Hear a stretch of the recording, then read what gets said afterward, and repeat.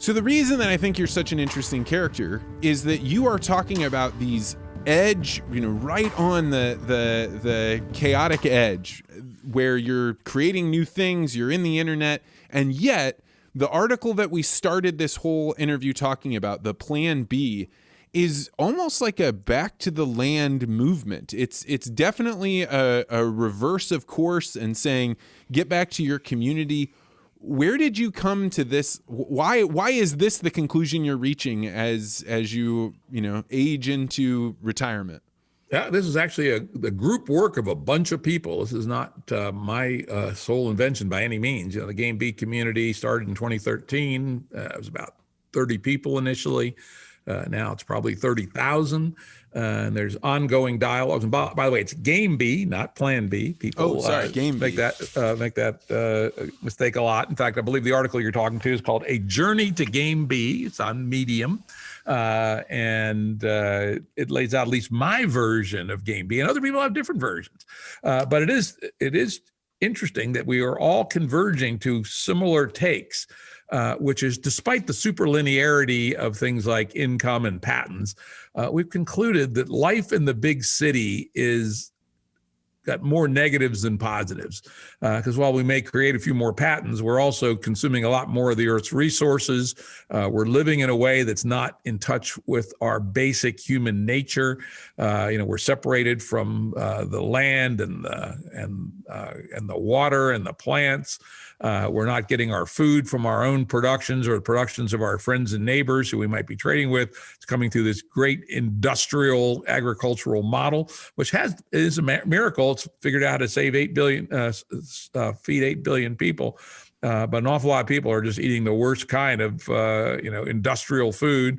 And we've concluded that we can have the best of both worlds, actually, in some sense, is that we can create proto-bees, as we call them, which are communities on the ground, anywhere from 30 people to maybe 3,000. And that these can then use network technologies to interact with each other wherever they may be.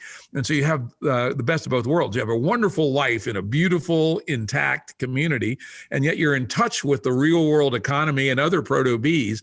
And so you can get at least a goodly piece of that superlinear scaling, and you can be smarter and outcompete what we call the Game A world, and yet not have to live in New York City or San Francisco or someplace like that. And so I would say we came to this a step at a time. Different people added different pieces of it. One of my key collaborators, a guy named Jordan Hall, another one, Daniel Schmachtenberger, Brett Weinstein has been an important contributor, Nora Bateson, and many others. Bonita Roy has had a lot of very interesting ideas that have played into the evolution of this. And we didn't know this is where we were headed, but a step at a time, as we've learned more, it just seems like this is the right step for humanity, contrary to what the experts tell us. They tell us the world's going to get more and more and more urbanized. Everybody's going to live in a super city of 25 million people by the year 2100. We don't think so. We think the right answer is step back from that, build our lives at a human scale, but then use the networks for what they're good for, which is to organize capacity to do meaningful work without us all having to be in the same place at the same time.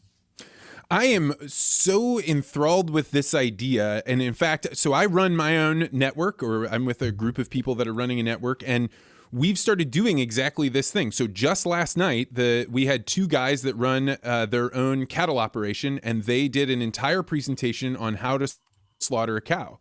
After all the years and the amount of beef I've eaten in my entire life, I actually had never seen a cow be skinned before. I'd never seen quarters cut. I knew kind of where steaks were, but you start to go through that experience and you realize I'll never eat a steak again in the same way because of the experience having seen this done.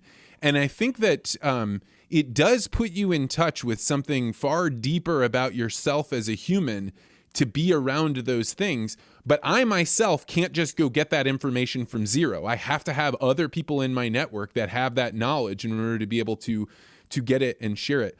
So as you're describing Game B, how do you think that people will walk away from Game A and walk towards Game B? Will it be a lights off, lights on kind of thing, or will it be a gradual step? It'd be gradual. In fact, there are many people that are trying to make their lives more GameB right now. The big phase transition, complexity term, which we think is coming this year or early next, are the first proto-Bs, which are on the ground communities where people can, at least in considerable part, live in a more GameB way.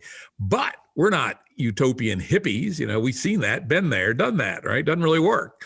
In fact, our farm was a failed hippie commune, at least the core piece of it. We bought it from the last communard, as usual, the one with the trust fund, right?